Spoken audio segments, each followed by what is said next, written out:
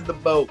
Like, what the hell were you talking about, man? Jesus, come on. You didn't do it. Fine. Just say, I didn't do it. But don't, what the hell is all that creepy bullshit, Tom? Is that not just a confession wrapped up in something else? He definitely did it. Let's just say that. Master G is a good suggestion. Olympic wanking should be in there. Should be a sport. What would the rules be to that? Like the longest wank, or who could blast it out the fastest? It's gonna be the speed. Time here. Wait. It's gonna be like racing. You're gonna have different rounds. You're gonna have speed. You're gonna have stickiness. Oh, like how far your could go. So like be like the long jump. That's version. a good one. The teacher showing you how to put on a condom, which was also creepy. Get the old banana, roll it on. God. Like, I think it was Mr. Why are you wasting good fruit? Nobody. And hello, ladies and gentlemen, and welcome to this episode of Cut the Crap. Now, we normally have Tom with a video feed. However, I think there might have been a slight problem. Tom, do you want to explain? Well, of course, Kevin, I will, man. The where I'm at right now, the internet is down, man. The internet is down. I'm in a little place called Winchburg, just outside. So I've only got like 2 bars of 4G, and of course, it would happen today. 4 days. Like, give me a break, man. But at least I'm here. And you can stare at my pretty little face on whatever screen it is. I'm pretty sure. I hope it's not you put a shot of my thumb face on there. You got like a bit of slightly mean, kind of grumpy face. You're wearing a leather jacket. Oh, that's a good one. I like that one. That's Tom with his resting bitch face. Resting bitch face. I know which one you're talking about, dude. That's great. Yeah, man. So Tom, there's some big things in the news. There's lots. It's been a heavy few days of news. Yeah. So just for this one time only, and whoever is with us, thank you for joining us today. Hang out, just shoot the shit for an hour. Let's shoot the shit. Let's shoot the shit. Personally, to Sean Locke dying today, man. I know the guy that well, but yeah, man. And we've had a beer and all that stuff. But I remember him at one of the tapings of when we did the Apollo. He was there, and like he was just such a great force, man. And I think the comedy community was really taken back by his sudden death because he was so young, Cap. He was just what was he, like 58. 58, Jesus, 59? that scares 58. me. Yeah, I'm 50, man. Like, and he lived a way cleaner lifestyle than I did. And now I'm like going, oh my God, I've got barely 8 years left, man. This is not good. I got to get my shit together, man. So what memories do you have of Sean? Well, the one because I remember him. We were laughing, and one of the things because of my reputation, he was like, "You're not going to smoke pot before going on the Apollo," and I felt like just fucking with his head and going, "Yeah, why not?" It's like, well, maybe that might not be such a good idea, Tom. This is a big break for you. I'm like, Sean, do you really think I'm going to do that before I go on in front of thousands of people? And yeah, he was just good. And I remember watching him, like, because he'd play like the Banana Cabaret and all that stuff. And it was just, if anyone was going to make it onto the mainstream TV, it was this guy. And he really was, he was just like, I totally agree, man. He was always there. And I remember also, I have a buddy, John Lynn, who was living in Bethnal Green. And I'm thinking that's where he was, because where we used to have breakfast, he had an office upstairs where he would go and write whatever he was writing for whatever TV show, man. And I thought this guy's so dedicated, man. And it's just one of those things, because it's like when you grow up with somebody, and the British public pretty much grew up with Sean Locke, and just to have him gone is just one of those weird things. And he didn't say anything, so he kind of like a Chad Bosewick kind of a deal there, that nobody really knew he had it either. So I mean, that's pretty noble on his. That's like really noble, just by keeping it to yourself and probably gigging right up until the end, man. So a lot of people milk those kind of situations, don't they? A lot of people will just go play those situations, milk it for what it's worth, and play it and get some allowances. But no, like you say, yeah, he kept it stum, and he kept on gigging. In fact, I just did a quick Google, and apparently his very last video that he did was promoting a charity, and I think that says it all about that guy.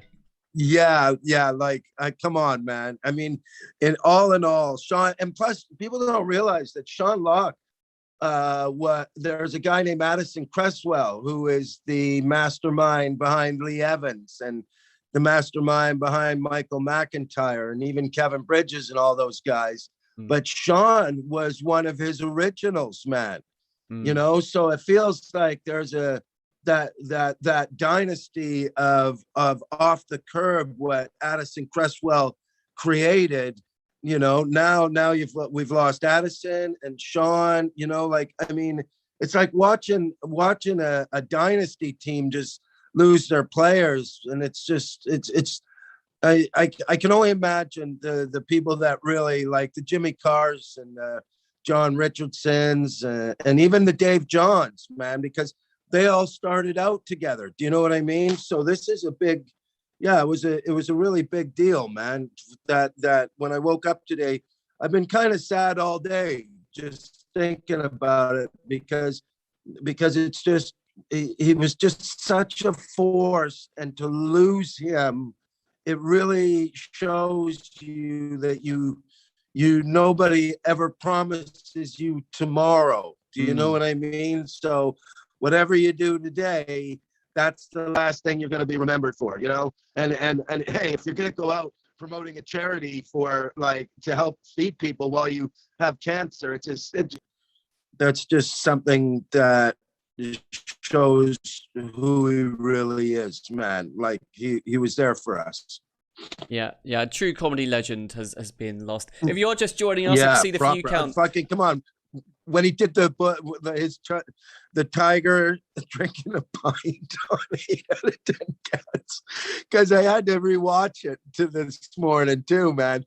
And I kind of remember that one, but like, that was such what was it, Tom? I didn't quite catch it. What was it? It was, he wrote a book called The Tiger Wanted a Pint. and because, like, of course, you look on Twitter and all that sort of stuff, they're gonna show you his greatest show reel. But he wrote a children's book about a tiger who ate everybody and was really thirsty, and he just wanted a pint. And and then he didn't want anything weak like Budweiser or whatever, so he went for Kronenberg or stuff. It's just silly, but that's just who he was, man. It was so great. But the world's just gonna really pour out the tributes to him for sure. Yeah. Really good words, Tom. If you're just joining us, just to let you know that Tom has very low bandwidth, which is why we normally have like video of Tom. But we've replaced that with a picture with his resting bitch face. Please don't leave. Just hang out with us. That's what this show is all about. Just hanging out and listen. We'll get it all together. But for whatever reasons, at least Kevin on the other end really worked hard to at least make this happen, because I know Kev's shitting himself going, really? I really am. Today, the one day that we actually promoted this shit, the bandwidth is down. The bandwidth is down. Yeah, we've actually got 11 viewers currently. So hello, if you are hi viewing. Guys, how are you? I hope you're enjoying this. You want to pitch in and talk about anything, me and Kev will give it a go for sure. But yeah, just let's have one salute to that guy just for me, because he's part of my crew, man. He's part of the comedy community. So I really wanted to just say something nice about the man. But I don't really, doesn't matter if I say he's just a great guy. So yeah. So really that's that. So that's why you can only hear me. There we go. So, oh man, what is in the news, Kev? What are we? So there's a lot of crap. Let's move on, man. There's a lot. I know what I want to talk about. Is it the Taliban? Is it? There's a lot of crap, dude. All right. Are we starting with the Taliban? Are we going there? Sure. The Taliban is, man, good news. They finally got their country back. Is that good news? Why is that good news? Well, it's good news if you're the Taliban. It's great news if you're the Taliban. You've been scrapping these dirt bags that have come over to your country and just took it. And I've even been to Afghanistan, dude.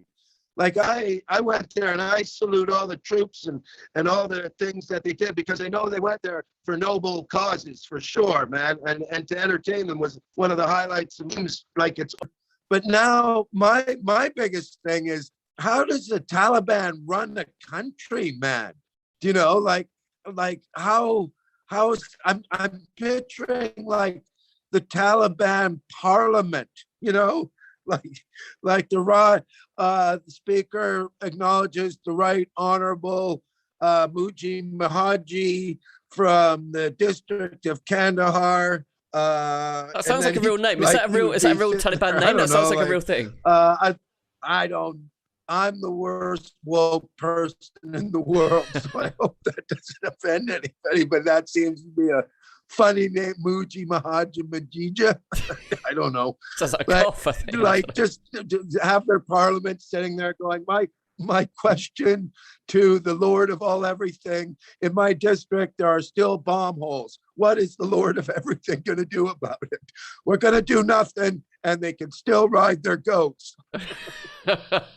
Because goat riding is a very important pastime of the Taliban, obviously. Oh man, like when you go over there, they're gonna have a tough time, man. They're just definitely gonna have a tough time getting that country back in order or whatever. And who knows, man? Maybe the Taliban have changed, man. Maybe the Taliban of 20 years ago is a more moderate Taliban. I don't know. I don't know any of these guys, but they've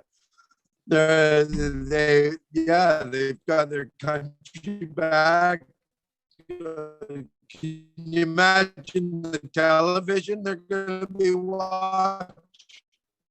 I think Tom's audio slowly melting there, but I think what Tom is saying is, I think the Taliban are going to need their own TV station, right? Because kind of like Fox and CNN, how CNN kind of dominate the what you call it, the Democrats, and then the Fox just completely dominate the Republicans. Taliban are going to need their own news channel, right? But I think it's going to have to be more than news, because you can't just pump out news as Taliban. You'll be boring. So what kind of Taliban programs could there be, Tom? Well, there you go, man. I'm thinking, number one, you're gonna have it's gonna normalize somehow, man. Have like car commercials and shit. You could have, come on down to Taliban's car leadership. We got a new set of Hummers coming in directly, all American made. They got a lot of Hummers. Shitload of Hummers. Yeah, if you want to hook up a AK-47 to the back of your truck, we can do that for an extra $5. We can put on bomb coating, and if we can't beat our competitors' prices, I'll go over and invade them.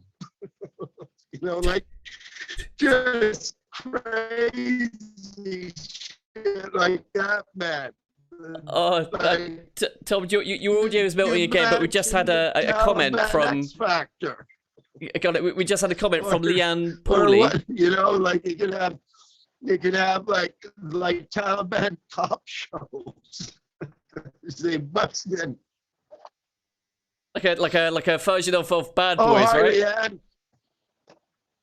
All right, cool. I think Tom's caught up with me now on the audio. So Leanne is saying, Jeff? Say again, Tom. Yeah, Leanne, bad boys, Taliban bad boys.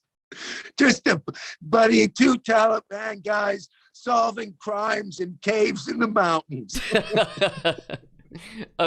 So Leanne, Tom, on the chat, she's asked, did you guys see surprise interview on the BBC where the Taliban spokesperson called the reporter's phone and they just put him on loudspeaker?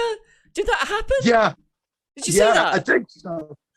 Yeah, what did he say? I don't know. Fill me in. Tell me what they said. Leanne, what did he say? Yeah, I don't know, man. What was it again? Tell me that. Give me some history and background to this thing. Okay, but we'll wait for Leanne to get back to us on that one. So what did they do? They put him on a loudspeaker. What happened?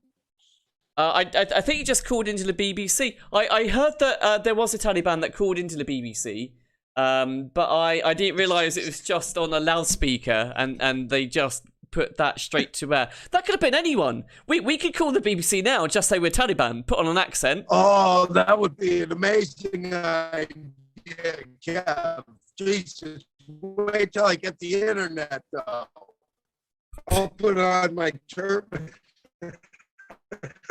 I'll grow a beard, and we'll see if we can't one up these guys.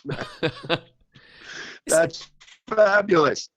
It's just, it even seems weird that they're normalized airs of blood and guts, and now that's just like 15 years ago. That would have been a big deal. You know what I mean? They would have been, oh my God, we got him. Now they got like a direct line probably to the president, to all the people, and we're all just, forget that 20 years. Let's just go with this, man. Okay, you're the new government, cool. Try not to, I think they're all worried about the human rights and all that sort of stuff, Kev. That's what I think, man. That's the big thing. But now, now they got the whole world watching them. So, they can't really, like before they got invaded, they could do anything they want, man. But now everybody's going to be on it. There's always going to be like a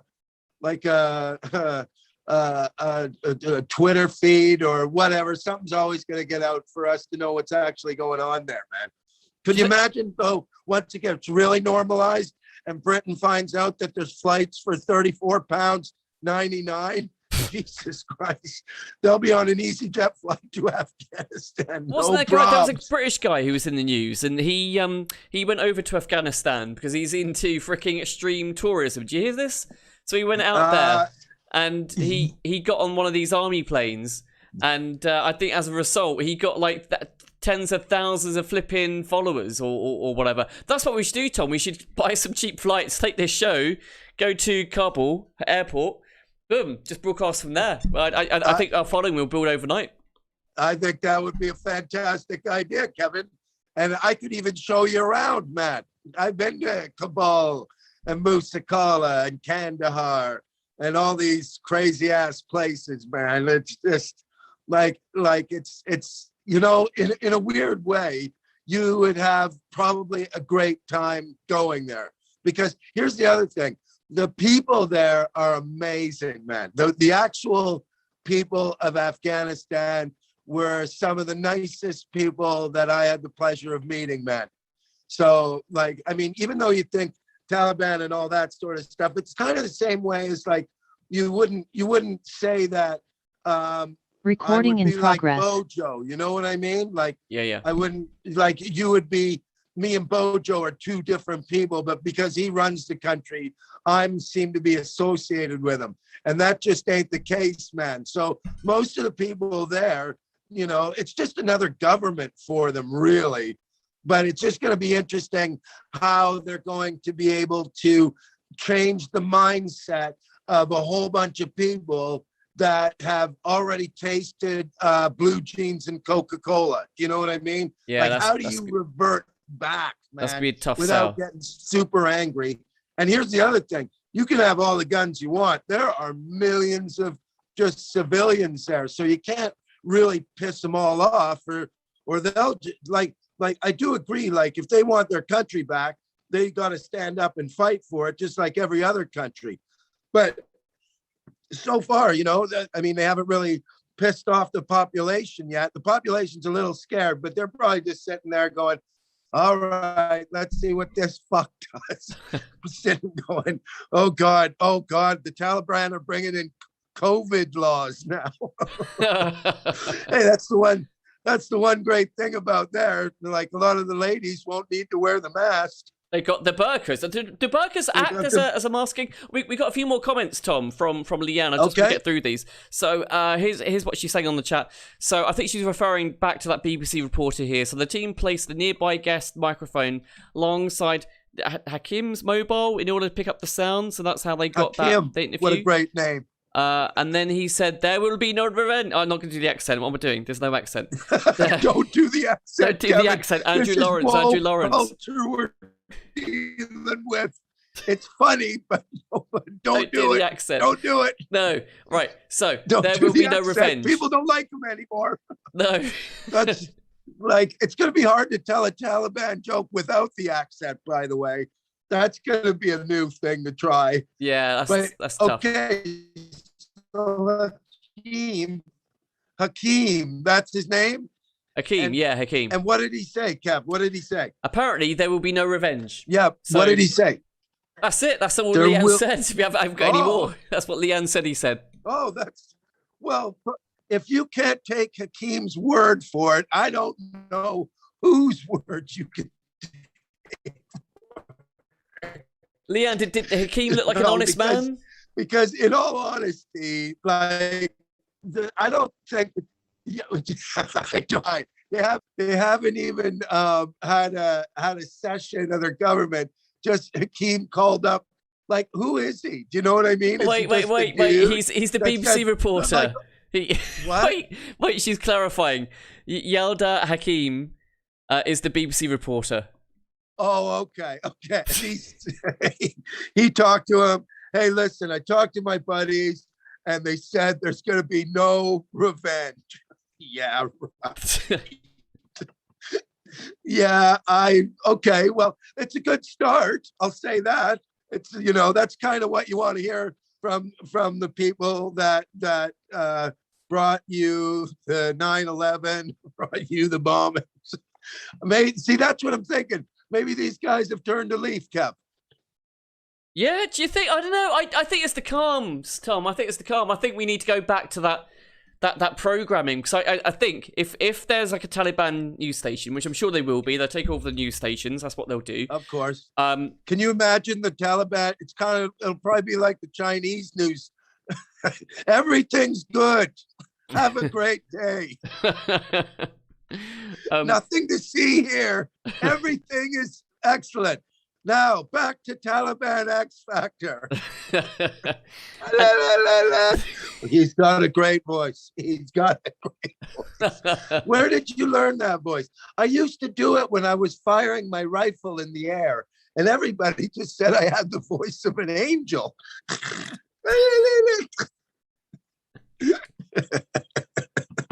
No, I can't wait to see that. So, any more comments on the Taliban, Tom, before we move on? Well, we'll have to. I think that's one of those things that we're just going to have to wait and see. We're all scared because, hey, man, even when you're a raging alcoholic, right? Everybody knows you as that asshole drunk, but maybe when you go to AA and you come out a different person, it takes a while for people to get to know this new person, because we have all these prejudices against him. You know what I mean? Because we know what he's capable of. So maybe I'm just kind of hoping that this new Taliban regime is just kind of more of a moderate one, you know, but I don't see any gay pride parades happening in Kabul anytime soon. Yeah, maybe some gay hangings or something. But yeah, definitely no. There's not going to be any pride parades, are there? I feel for certain people definitely in that environment, no doubt about it, man. It's definitely going to be tough because the other thing is that I don't know much about Sharia law. I don't. I know that every time somebody talks about it, it sounds scary to me, but apparently that's what they're going to do over there. So you know when you mix politics and religion, how well that turns out. Yeah, I think they need like a new name for the law because it does sound kind of scary. It sounds like something from Insidious, Sharia law. They called it like the happy law or happy law. Yeah, I don't know enough about it, but I definitely know that like when they were saying if you steal, you get your hands cut off, and I'm like, that is pretty harsh, man. Maybe the guy was super hungry, but I mean, that seems to me to sum up what this law might be, man. And you know, but granted, you know, stealing stuff there, you're going to really think twice about it. You must really want this, knowing what the punishment is for stealing under Sharia law, man. So that's, oh God, it's going to be interesting. That's what I'm going to say, Kev. And don't think I ain't going to be watching it almost every day, man. Yeah, it's gripping. I couldn't get enough of that news conference, to be honest with you. I just couldn't get enough. I wanted someone to do like a gag question. I've been having like daydreams, Tom, that someone just saying, like putting their hand up and going, "Hi, yeah, I'm from ABC News. And a Taliban. Who's your best friend?" Just one gag question. Someone must just want to get something just like fluffy and weird out of them. That's all I want to hear. That's all I want to hear. And then I think I might start kind of easing with the Taliban if they start kind of cracking a few jokes. Yeah, this drama is just, I couldn't even imagine what Taliban humor is. like what do they laugh at, man? Like death, I think death of us. English Americans. Death America. You know, that's scary, man. But you know what? At least when I think about, like I say, at least the 20 years that we were there, because there were so many good people that went over there for so many right reasons, even though like government reasons are never right. There was probably went over there for oil or whatever it was that the higher uppers always get us to do. But as for the soldiers that went over there, they were like, they really probably gave them an idea of what normality might be. Do you know what I mean? What it could be. And I think over the 20 years, you may have trained their army and all of that sort of stuff. But what you really did was you instilled a sense of what freedom could be. And and you can take that away from the 20 years of being over there for sure. But I still think George Bush needs to go to jail for what he did for sure. And Trump, what about Trump? Because didn't he kind of start the whole thing before he left? I don't know the whole story, but didn't he sign some kind of deal with the Taliban that started the whole process? Yeah, man, because it was him. It was, I thought, like, because everybody wanted all the troops out, right? Because the thing is that on another level, you're in another person's country trying to help them. You know what I mean? So, and if you're over there and people are dying and you're asking yourself, for what reason? Do you know what I mean? And to help with the freedom part, but I can understand why a lot of people wanted their soldiers to come, like the families of the soldiers, they wanted them to come home and all that sort of stuff. So in a way, like, as much as I don't like Trump, I actually think he's the biggest scumbag I've ever seen in my life as a president, but he was the most entertaining. I'll also say that. Yeah. There's a piece of me that wanted him to get another 4 years because Joe Biden is so fucking, Joe and Boris Johnson, they're boring, man. But at least Trump did had some excitement to him. You know, he made the human drama a real reality show, man. He forced us to ask questions about ourselves and all that sort of stuff. But he was the first one to say, let's get all the troops out of there, man. He left Syria and all of those places, man. So in a way, if you don't like the guy, at least he started this process to where we are now, to the nice Taliban showing up. But yeah, he was the one that said, let's get him out of there. It's just how it all happened so fast and all that sort of stuff, that there was, like, I mean, how do you stop the Taliban from taking 12 cities and then you're leaving these people on their own? And I can also see why people feel betrayed, but this day had to come, man. But Trump was the guy. Yeah, Trump. And then Joe Biden just sort of just kept going with what he was doing, man.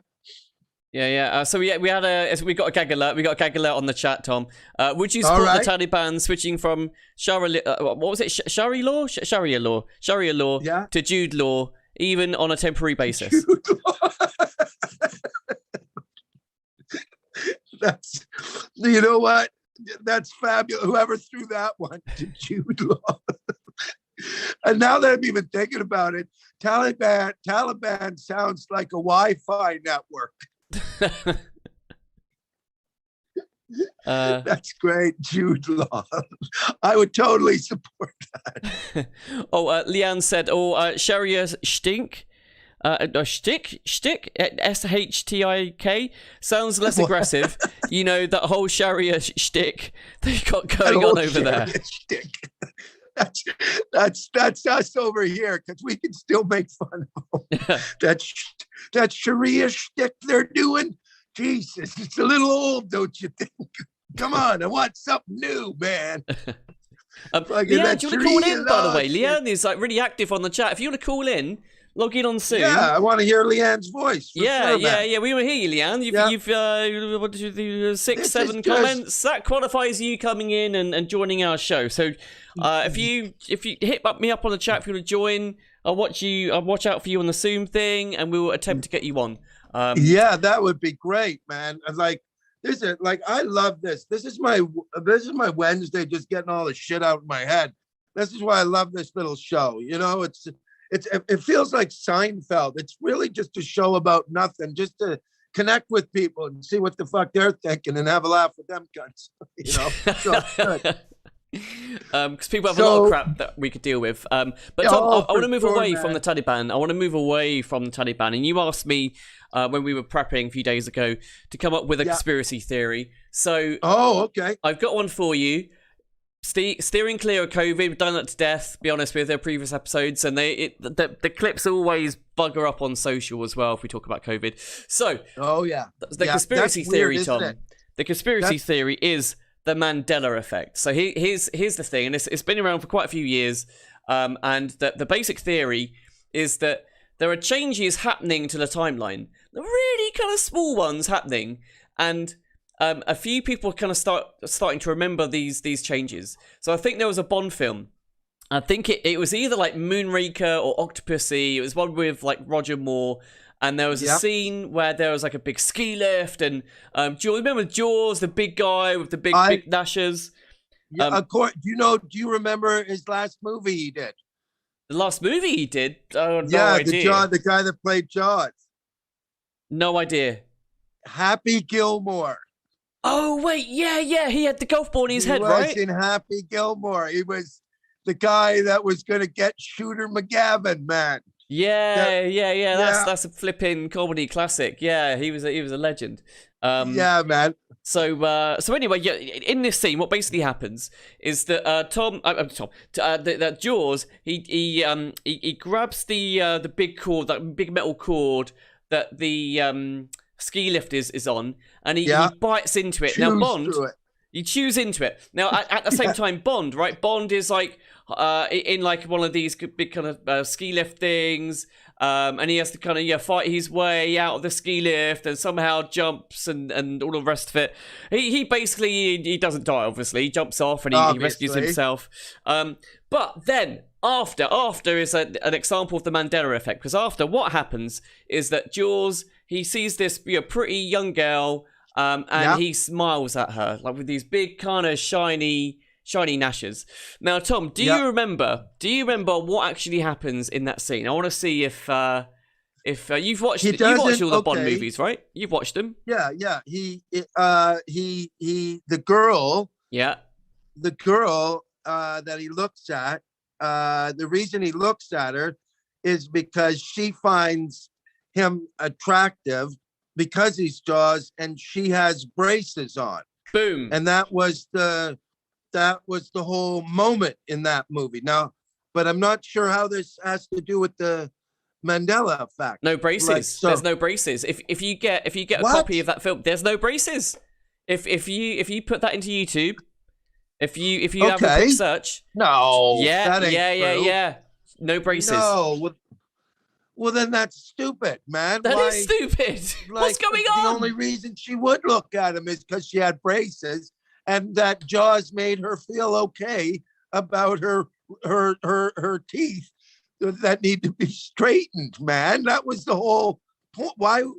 So how does that? So are you saying that is because I remember it different, or that they changed it on me and they're just not telling you?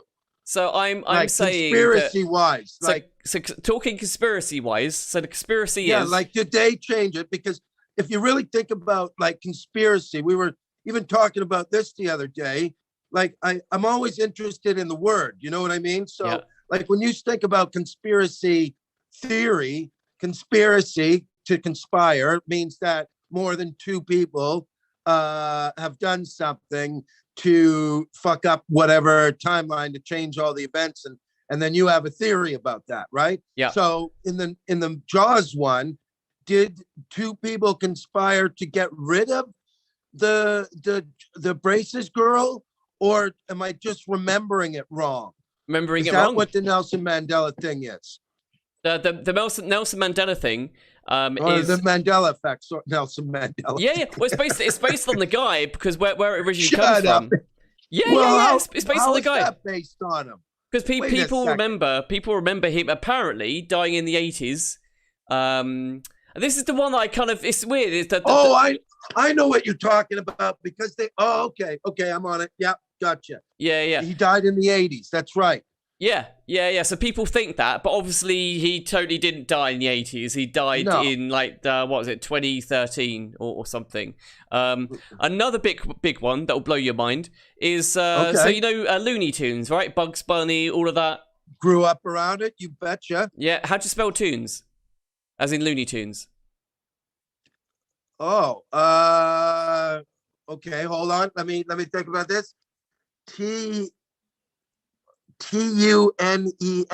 Oh, okay, it didn't work. No, it's tunes. Well, people think it was tunes. TOONS. Like cartoons and all that stuff. Yeah. All right. I think that's just because of Space Jam and all that sort of shit, man. Like you're like Looney Tunes was such a big part of my life when I was a child that I could still see I don't know what it was, the circular fruit basket with Porky Pig in it, and then Looney Tunes would show up, man. So I think I'm a little I'm not the right person to ask for that because I was actually there. Do you know what I mean? Because if you knew Nelson Mandela, you couldn't sit there and go, did you have the Nelson Mandela fact? Do you think he died in the 80s? And if you were close to him, you wouldn't have that affect you. So that's a bad question for me. You bet. Yeah. But I can see why people would think tunes. Of course they would, man. Of course they would. Yeah. It doesn't make sense the other way. I'll give you one more song. I'll give you one more. This is probably one of the most popular ones. So give me the line from Star Wars where Darth Vader reveals that he is. I'm trying to not put words in your mouth. So Darth Vader reveals to Luke that he is his dad. I'm trying very hard not to put words in your mouth. Okay. What's that line? You're talking. They're fighting. He's about to cut Luke's hand off. Luke, it's Luke. I'm your father, isn't it? No. Boom. Mandela affected. Oh. It's no. What? I am your father. No, I am your father. I don't remember. No, I'm your father. I remember very clearly. Luke, I'm your father. in like that Yeah, deep, so do I. husky I tone. think everybody would. Yeah. But what did he say? He said, "No, I'm your father. No, I'm your father." No, I'm your father. Oh, okay. So what Darth was abandoning his child? Like, no, I'm your who else why would he say that? Now I'm even thinking, no, I'm your father. Like, because that's how you say it, right? Luke would Luke would be going, Bill's my father. No, I'm your father. You're like, well, that doesn't even make sense, man. Yeah, it Like, makes there has sense to be if another guy, because Luke didn't go. He said, "You're not my father." No, because he didn't even say that yet. He would have had somebody else would have had to have been in the room, or him say, Ralph is my father. No, I'm your father. Like, what was even the line before that for him to even say that, man? But I guess that's the Mandela effect, man.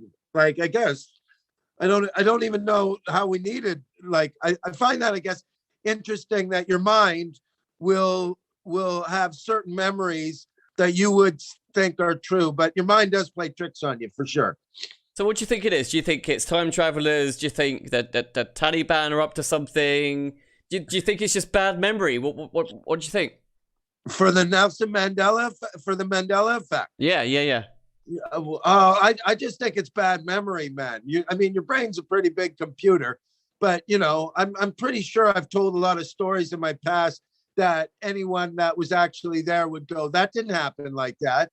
I think you're the more that time goes on, you remember the important parts, but you don't remember really all the details, man. And I think most of us have that, man.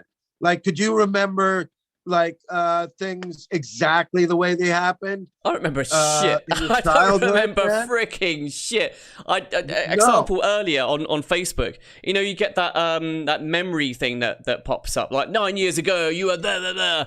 Something popped up. I was helping, which always creeps me out, by the way. That creeps you out. Oh God! Hold the phone. My Hold Facebook the phone. knows more about me than I do. We've got Leanne. Leanne's coming. Oh, right on, Leanne. Excellent. Wait. Get her in, man. She's in. She's connected to Hello, audio. Leanne. Freaking shit. Oh no, Leanne, you can need headphones. I'm gonna need headphones. Yeah. Oh, hi, Leanne. Hot damn. All right, give me a minute. All right. Well, we're giving you a minute, Leanne. All right, Leanne, you're a brave soul. Oh God. Hold the phone. My Facebook knows more about me. Excellent. We've got Leanne. Leanne's coming. All right, I can hear the echo. We'll hear that in about. Put me on mute for a sec. 3 seconds. Oh yeah. I'll put you on mute. Hang on. All right, I just muted Leanne. I'll wait for her to. Leanne, when you're ready, hit us up on the chat. I'll unmute you. And yeah. We'll get you in. Don't you find that stuff creepy? That Facebook keeps track of your life and all that sort of stuff, Kev. Like, that's something else. I know we're veering off, but now that you've mentioned it, man, I'm barely on it anymore because it terrifies me now. It booted me off one time. I had 5,000 friends, and then Facebook decided that I broke community standards. Not sure what that means. And then they canceled my account. So I've had to come back on sneakily. Like they said, you're never allowed back on, but you just come back on with a different Gmail. So I was terrified for a little while. But yeah, the fact that, so now I just don't really post anything. Just, I don't want Facebook to know more about my life than my family does, And Facebook remembers it exactly how it happened. So there's no room for embellishment to make you look better.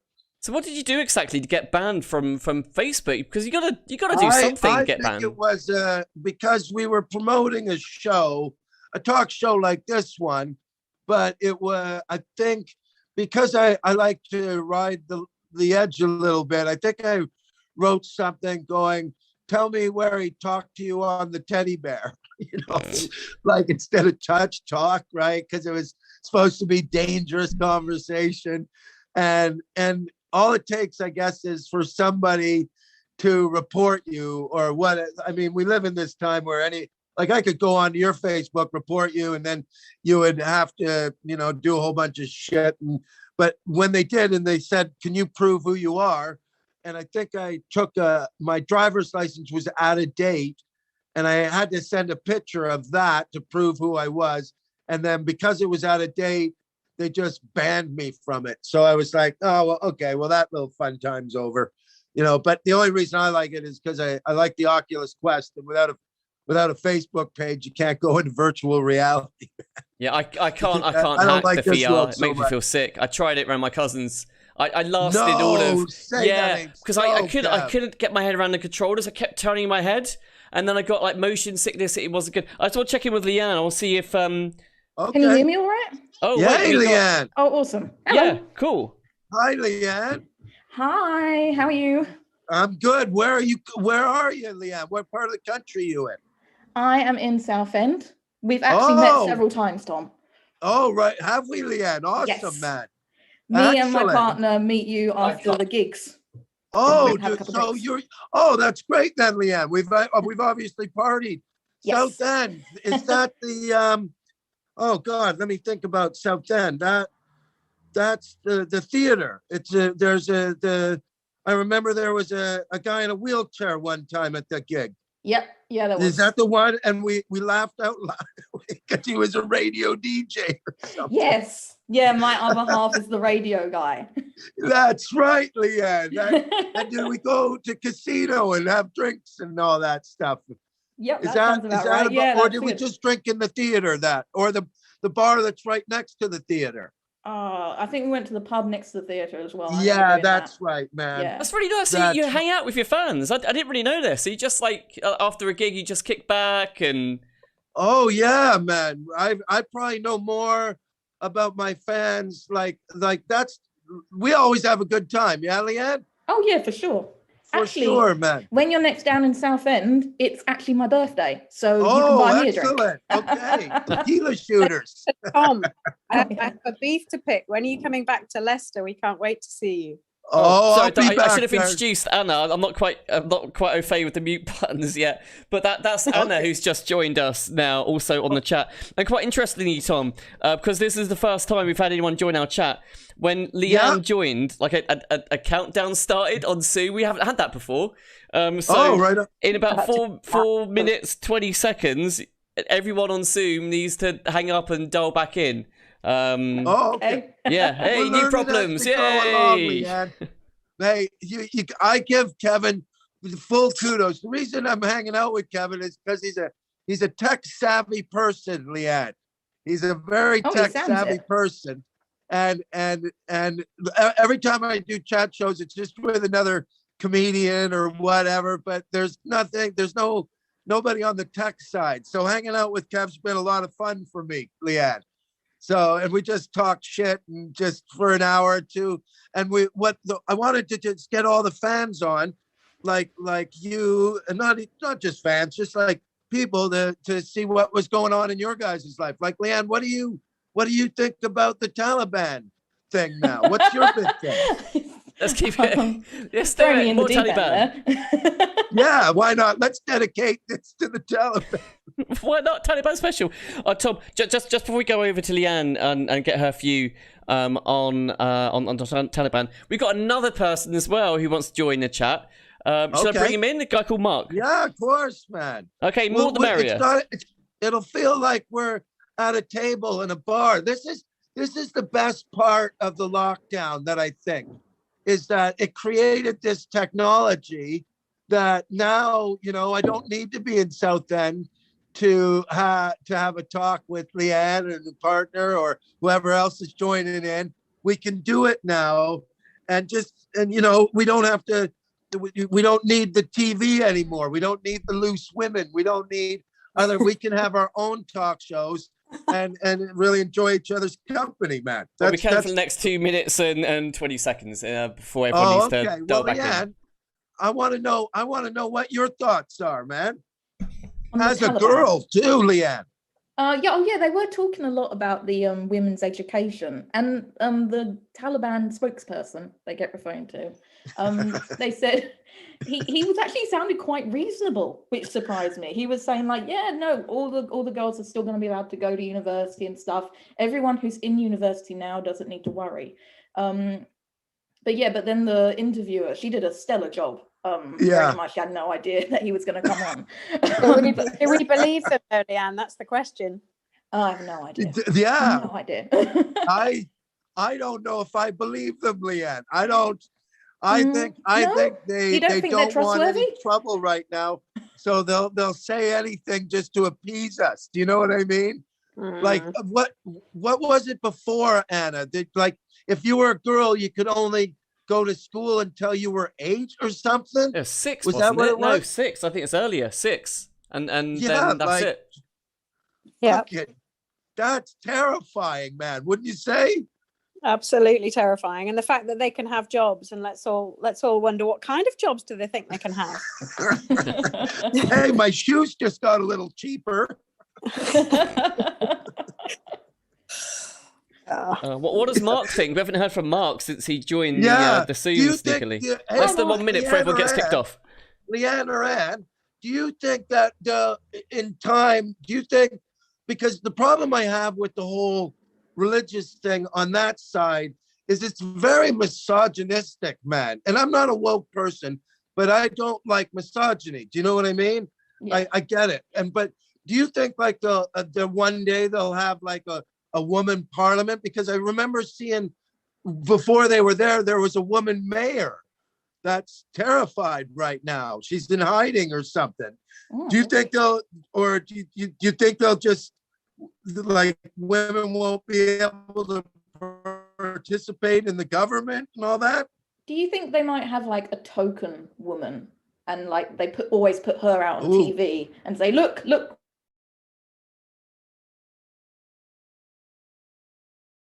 Yeah, and there we go. And the Zoom feed has been cut. So, Leanne, Tom, obviously, please do dial back into that room. Like I say, we're still kind of working things out with the show. First time we've actually had people calling in. So please do dial back in and I will get you on. I'm just starting the room up myself. And give us your views on the Taliban. So just going to wait until Tom joins us. There we go. Leanne's back. Hola, Leanne. Leanne, you beat Tom to it. He isn't here yet. He hasn't quite rejoined.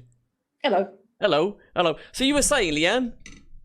What was I saying? Oh yeah, I was thinking, they'll get like a token woman to come on and say, look, here's our woman, and then whenever she's off the screen, then they'll just go, shh, no, you don't talk anymore now. It's fine. And let the men do the work, I'm guessing. Oh, Leanne, I missed all of that. Like I heard. Sorry, Leanne, my phone went with you 100%, man. Well, guys, if you've called in, please make sure I'm going to mute you. Please make sure you have headphones, otherwise we'll hear feedback and it will just sound kind of rubbish. Okay, so what did you say at the end there, Leanne? What was the deal there? I was saying that they're going to get maybe a token woman and make sure that she's always on screen. Recording in progress. If they're having like conferences or whatever, so we totally so that's what they're gonna do, man. Like, would you go describe the Taliban as woke? No. Or progressive. Nah. I have a feeling the Taliban are gonna say it like it is. Yeah.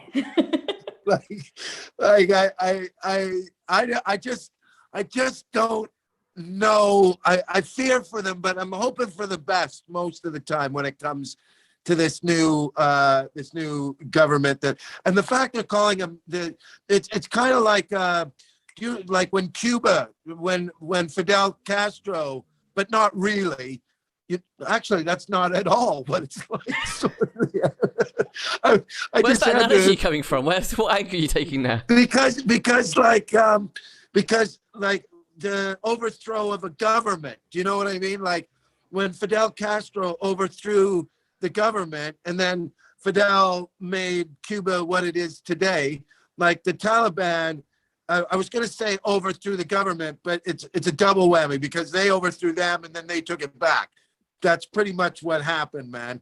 But I don't know. I think like I say, in this new world, that you're not going to be able to be as private as you are. So the Taliban are going to have to be more self-aware of themselves than they would have had to have been 20 years ago. Are you saying the Taliban are going to have an Instagram? Yeah, totally. They're all going to be tweeting all the time. They're going to have a Facebook page. There'll be TikTok. They'll be dancing. They'll be dancing. Yeah. Totally. That would be an amazing thing. The Taliban Instagram. Oh my God. I could just see pictures of people's heads cut off. This is a girl I like. So I took her up to the roof and burned her. The lovely sunset in the background. Yeah, lovely sun. Oh man, it was symmetrical. Like, beautiful pictures. Oh man. Yeah, because here's the other thing, man. Maybe like they're going to have to participate in this new world anyways, and they're going to use all those tools. I bet you they're kind of happy that they don't have to use a shitty VHR cassette tape to get their message across now. Do you remember those days? Yeah, that was all the rage, wasn't it? Every single decapitation had that kind of grainy kind of feel, like they were filming the flicking Blair Witch or something. Yeah, man. Now they're gonna. Yeah, now they've got social media. It's gonna actually, if you look at it, it's gonna be way better for them, and we'll be able to see who's getting their head cut off. We still haven't heard from Mark. We got Mark I'm on not sure the we're Zoom. allowed to laugh at that, are we? I'm not even sure anymore. That's because you Don't muted laugh, me. what are you going to do? Oh, hey, Mark. Hey, Mark's here. Hey, Mark, are you from Doncaster? Doncaster? Yeah. Hey, still Mark, on. you're alive still. Still live. Excellent, Mark. Nice. Mark, this here's Leanne, and this is Kevin Durham, man. Hello, Mark. Hello. Mark, do you want to tell Kevin how we met? Concert next to a bowling alley. Mm-hmm. After the show, it was not long after I tried to kill myself, and that's why comments I'm still alive. Yep. And we were Glad you're still alive, Mark. Yeah. Well, you don't have one extra person on this, so. Yeah. Mark, I'm glad you're still here, Mark. That is so great. I always love seeing you, man. How's your lovely lady, Mark?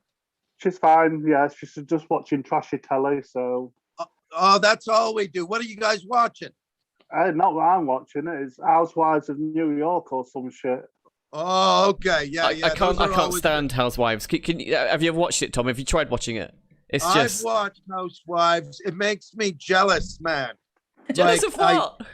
Because they're always loaded, man. Like, they're not showing real housewives. Or I'm not even sure Housewives is a good thing to say again. But like the housewives that they're showing aren't like Leanne or Trudy or like in the real world. It's just a sensationalized. They're rich wives, and all they do is really go out for lunch and bicker and complain to each other. And I can stomach it for a little while because it does have that trash factor to it that I do want to see what a vacuous life looks like, but I couldn't sit there and watch it for hours. No way, not a chance. Yeah, Mark, Tom, I want to know if Leanne or Mark have anything to bring to the table in terms of crap that we could start cutting. Yeah, whatever you guys want to talk about, man.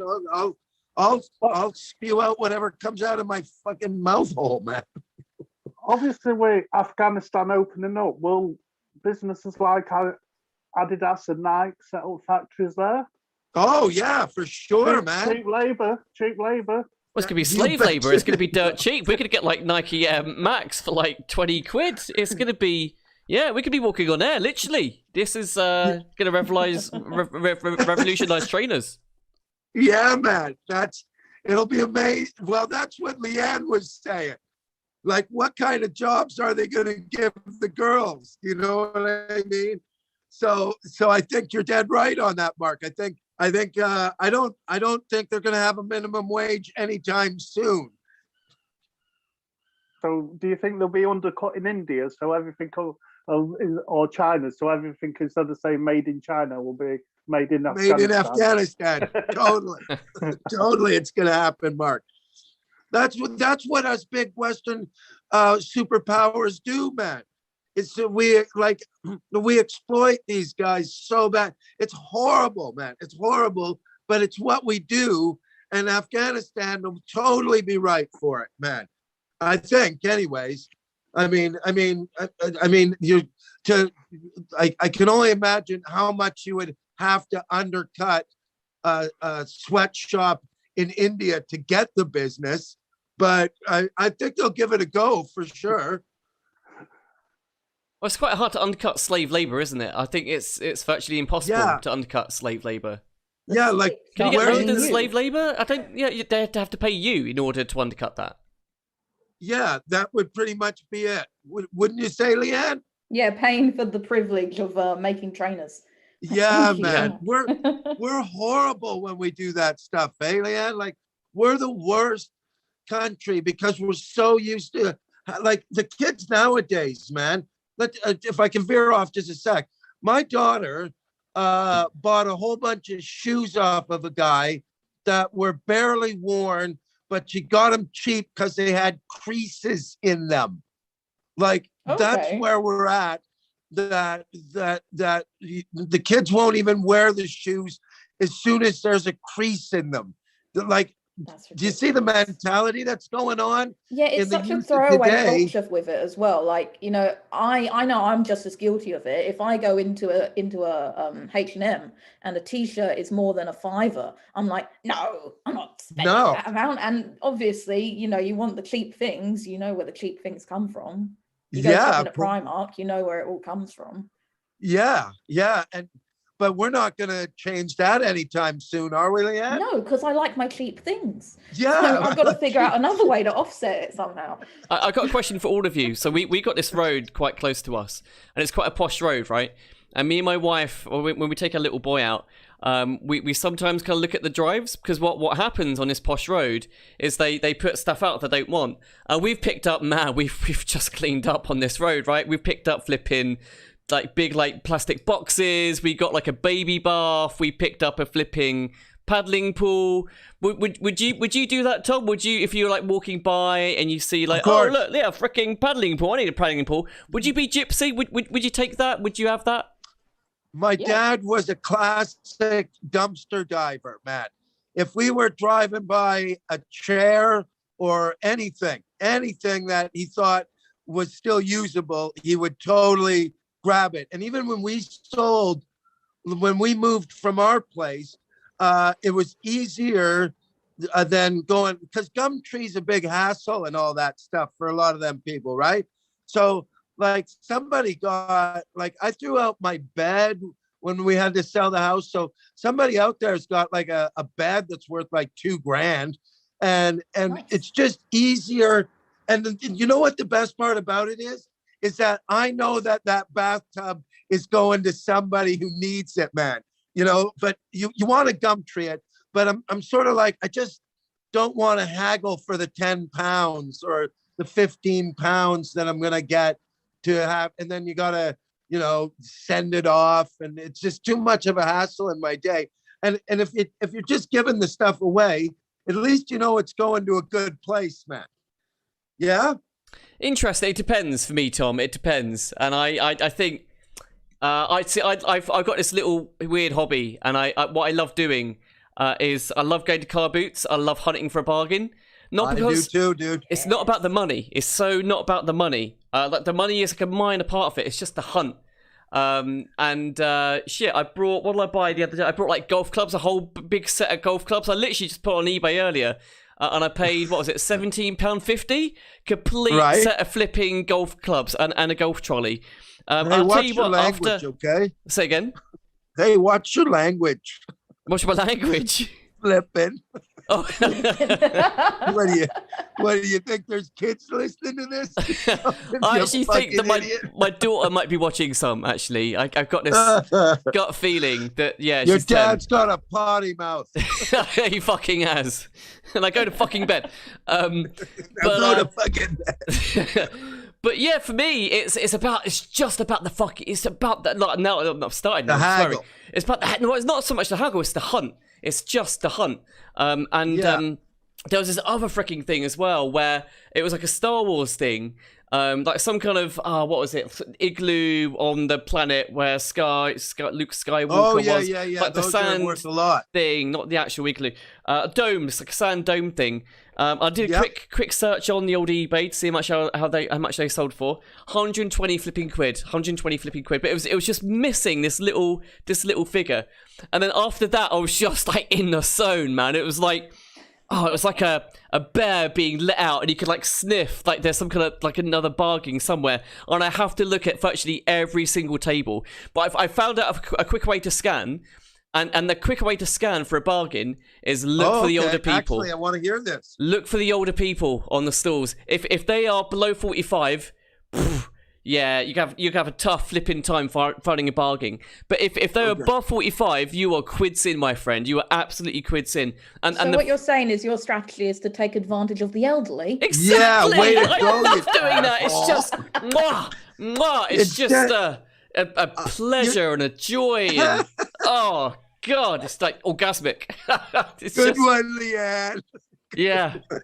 It's beautiful. I love it. And the phrase So I've figured out. You're like a real life bargain hunter, man. Like, yeah. Oh, you should go on that show. Like, yes. You should. I love bargain hunt, by the way. I think it's one of the. That's why we go too. But I never thought of it like the way that you're looking at it. We just like to buy.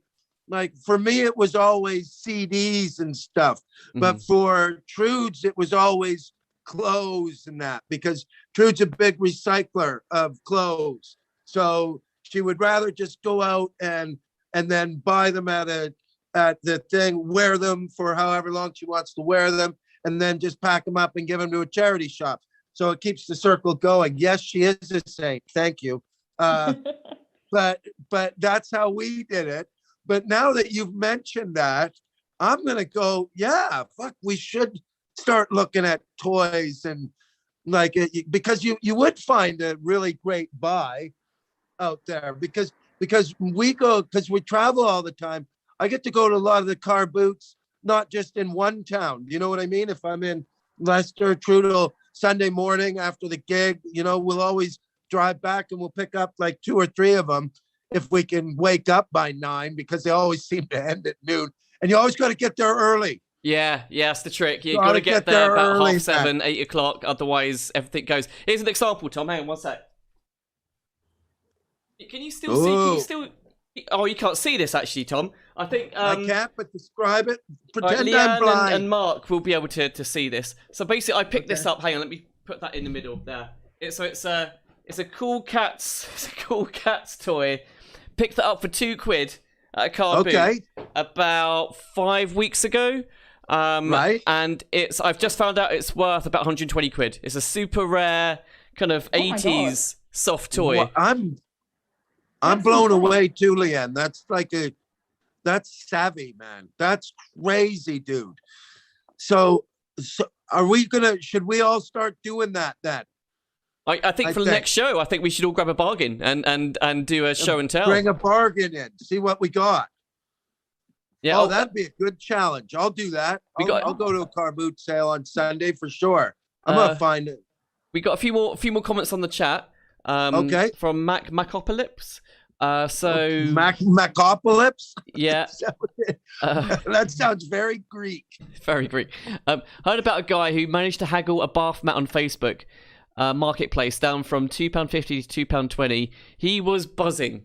After 30p. I think it takes more than 30p for me to be buzzing. I think one of the biggest times I remember actually when I haggled, it was for this fossil.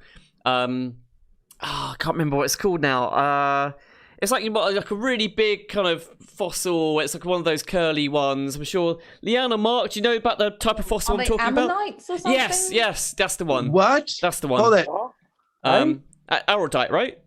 Ammonite. Ammonite. Something like that. Arodite, I think something else. Ammonite, yeah. Okay. And the guy wanted, I think, about 40 quid for it. 40 quid. And I knew, I just had this gut feeling he was saying that because he knew I was a foreigner. This is in Morocco. So I offered him 6 quid, and he came down and he went, 35. And I went, no, 6 quid. He came down again, 30 quid. And I went, no, 6 quid. And we just kept on having this back and forth. And eventually I went up to about £6.50. Boom. Got it. Walked away. Happy bunny. It is. You've got a skill then, Kevin. Like we actually had one, Kevin, and the hagglers are different. You know, if you're from an Eastern European country, you are a great haggler. By the way, you are. Like I remember, we had our little car boot table. All the clothes. We were in a parking garage with all the rest of the people. But most of the time, you could tell the countries where the people come from that this is what they do in their country. Do you know what I mean? Mm-hmm. Because the one woman was just like you, man. She was like, no, it's £5. And she would just pretty much grab Trude's hand, put the pound in the hand, and then take the shit. Oh, Jesus. Yeah, that's a bit much, actually. That's what am I going to call security? Because that's. I think that you must come from a different tribe, Kevin, because I couldn't do that. It would be 6 quid, 35, and then I just walk away. Do you know what I mean? I wouldn't stand there. But I know there's people that from when we were car boot sailing that were just they have no shame. You have no shame. And if you have no shame, I think that makes you a great haggler, man. Yeah, a bit of a bastard, but a great haggler. Yeah, for sure. You and Trude had your own stall. What did you get rid of? Yeah, of course. Well, just all the at the end of the year, all the shows. Every year I buy new shirts and stuff for the shows and get myself a new pair of jeans and all that sort of stuff. So, and most of the time, when we go do the car boot sale, all the money ends up going to my 2 kids anyways. Do you know what I mean? It's it's not really even for me, but they like to, if I could give my daughter an extra 50, 60 pounds, I could throw them up in a bag and give them away. But when everyone was living together, we would totally go and do that. And then we just give the money to the kids anyways, which means gives me a reprieve for a couple of weeks because now they've got cash. And did you ever come across any really kind of extreme hagglers where you were trying to sell something for 30 quid and that was a true thing? The woman with the quid. Yeah, man. Yeah. Didn't you used to do a bit, Tom? You used to do in your stand-up a bit about car boot sales. Yeah. How much for get drunk? Go hag. I like to get hammered and go car boot sailing. That's the one. How much for the stapler? How much for it now? Free stapler. Leanne and Mark, I want to know what your biggest bargain was. Yeah. Either buying or selling. All right. So I bought a new bag for myself after many years of checking around this really old, falling apart one. And I don't know if you know the designers, but there's a designer called Kate Spade that all my friends always sing about. Okay. And I managed to get this one. It was supposed to go for about new. It was over 100 quid. Saw it on eBay, normally around 50 quid. I got it down to 17. Boom. Wow. Yeah. Wow. So and it was the real deal? It was the real deal? Real deal, everything, yeah. And it's really great because whenever people go, oh, that's a really nice, is that a Kate Spade bag? And then I go, yeah, 17 quid. That's the bit I'm proud of, not the label. I'm just I got it down to that cheap. Shut up, Leanne. You love the label. That is an accessory, man. That is that you show that off to everybody now, man. My daughter explained that to me that you at least need one expensive thing as an accessory to complement whatever outfit you're wearing when you're going out. I didn't understand it myself, but she wants like the same kind of a bag, whatever, a Christian Dior, or I don't know what are they. It was not Gucci, but Versace. Versace, one of those ones, man. Because you can wear anything, but as long as you got a Versace bag, it makes everything look cool. If you don't have a Versace bag, you're just a homeless bum. I like that's the cut off. If you've not got a Versace bag, you're homeless. That's it. Yeah. That's my picture in my head. That's how I describe it, Leanne. And Mark, biggest bargain for you? Yeah, Mark. I don't do any bargain. I hate car boots. I hate second-hand shops. What do you hate about them? Like, it sounds like you really hate them. Not like just a little bit of hate. Like you really hate them. What do you really hate them? Just, I've never found anything because probably I'm not looking. It seems like a chore to me. Obviously, I'm going with my wife or something, and it's like I don't want to be here. I'd rather be at pub. Yeah. It is a lot of searching. It does sound like effort. Yeah, it is too much effort. Yeah, but then it's also a great way to spend a day, man, because it's hard to kill hours in a day. Do you know especially what I mean? On a Sunday morning, because what's open on a Sunday morning? Bugger all. I'm sleeping on a Sunday morning. I have to work every Sunday morning, so you have to work. Yeah. Oh, I don't even know what you're doing, Mark. What are you doing? I'm a support worker for disabled that's right, children. That's right. Oh, wow. Nice one, Mark. Oh, nice job, man. Yeah. The guy that committed suicide is now helping everybody else. This should work out well. Everyone's gone back alive. That's all that matters.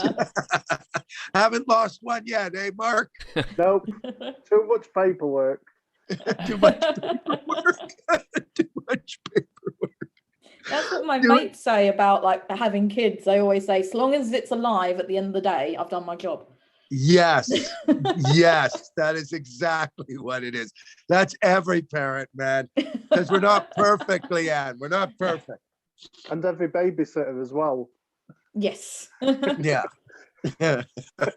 That's hilarious. Are you guys parents, Leanne, Mark? You got kids? No, not. I've got pets. I've got animal babies. They're my children. Yeah, they are tough to take. They're even harder to take care of because you can't leave them at home and go on vacation, man. It's the worst. Always got to find a kennel or a friend to take care of your cat. Yeah. You got cats? Dogs? No, what do you got? I have 3 chinchillas and 2 parrots. Well, 3 parrots at the moment, but that's a long story. Yeah. Wow, isn't it noisy as hell? Does it smell with all those birds? Birds don't really smell, thankfully. No. They do shit everywhere, but they don't smell. So you know what we were laughing at, Leanne? Speaking of parrots, a buddy of mine was sitting there going, the first time anyone ever saw a parrot must have freaked them out, man. You know what I mean? The very first guy to discover the parrot. Yeah, he said hello. Sitting there going back to his buddy. There's a parrot that just told me to go fuck myself. I said, who's there? He said, who's there? And then I said, fuck off. He told me to fuck off. We got to go find this thing. Like it totally would have freaked him out, man. So Leanne, have you ever? I want to know this question of you, Tom, as a parent, and you, Leanne, as a pet owner, and Mark, whatever you can relate to. Like, what's the biggest screw up that you've done, either as a parent or kind of as a pet owner? So for me, I remember once I had this really important meeting I was going to. I used to have this freaking downstairs basement office. It was damp as hell. It was horrible, and we had this safety gate, and my daughter was about 3 years old. Left it open, and I heard it almost sound like the opening to the EastEnders theme tune, like dun dun dun dun dun. And then I saw her in this huddled like lump on the floor. So wow. Yeah, that's probably one of my biggest mistakes as a parent to date. Tom, what's yours? Oh, I've got so many. I want to even start this one off by I made the mistake of wanting to be their friend instead of their dad. So it left me open for too many too many things because I've exposed them to things that they probably shouldn't have been. But is it pot? Like, I'm so guessing pot. I put money on pot. Is it pot? No. Oh, I've never, it's not. Okay. No. What do you think? I'm that crazy? You think I'm that nuts? Like, you know, who they are now is they can do whatever they want. But for me, it was, I mean, God, man, you know,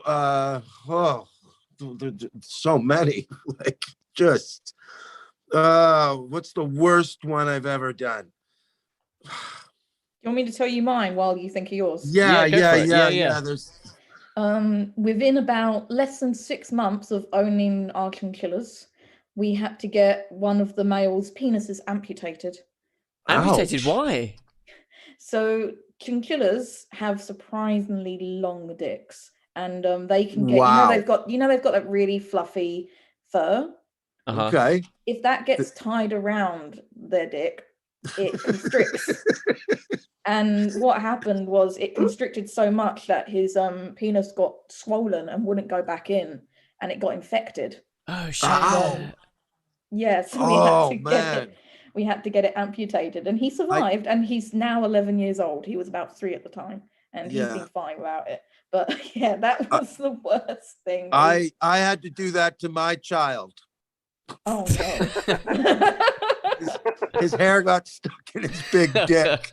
We had to amputate it. But yeah, no, they normally are quite good at cleaning themselves, which is hilarious to watch because it does, if you don't mind me I'm saying going to be it. looking up chinchilla to see what it actually is, man. Yeah, Not an I'm idea, but I Googling it want to now. actually know what one of them looks like. They're very fluffy and sweet, and you wouldn't imagine that you could turn around and find themselves sucking themselves off when you get them. Oh, they're like little mouse, like little mice with big ears, right? Some creatures. Yeah, they're about the size of maybe like a guinea pig, but with big fluffy tails and big ears. Oh, wow, man. They're lovely. That's wild. That is wild, Leanne. Yeah. That I can't wait. Okay, well, when I get to South End, you're gonna have to bring me some pictures and shit, man. Okay. Yeah. Listen, you guys, I've got to wrap this up now, man. Fair dues. Okay, Is cool. that okay, Leanne? You got to get away without saying your biggest mistake as a parent. Well, my biggest mistake was, you know what it was? My biggest mistake was actually being a parent. I don't think I was ready for it, man. But I'm like you, Leanne. I did the best I could, and everybody survived it, man. Well, that's the main thing, isn't it? Yeah, I'm trying because I'm racking my brain and I'm going, oh my God, I can't say that. Can't say that. No way I can say that. I mean, you know, like the fans kind of want to hear it though, Tom. I think the fans want to hear intimate Tom Stade. Okay, stuff. Well, let's Behind just say by the time my son was 16, we'd partied a lot together. Instead, Nice. like I was his go-to guy. Like I just wanted him to have a really good time, and we ended, me and my son and my daughter, to tell you the truth. I treated them like adults probably before I should have. No, that's fine. My parents did that with me, and then by the time, well, they Me didn't too. party with me, but I was allowed to go out drinking when I was a kid. By the time I got to uni and everyone was going out getting wasted, I was done. I was bored Oh, of it by yeah, then. man. So it does, in some ways, it has its merits. Anyway. Well, here's really one. I'll tell you a good one, man. When they came home partying, right? The like this was back, oh God, okay. So Mason would have been 2000, probably 2010, 2011. They were all big on the internet, you know, the dark webs and all that stuff. Mm-hmm. And my son came back pretty fucked up, man. And instead of me getting mad at him, I ended up fucking with his head for like a good hour.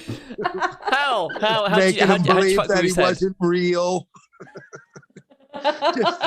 Paint us a picture. I want to know more. Well, like I say, I treated him like he was my best friend, and if my best friend showed up the way he showed up, of course I'm gonna mess with your head. But the proper parent thing to do would say, these are bad. Don't ever do these.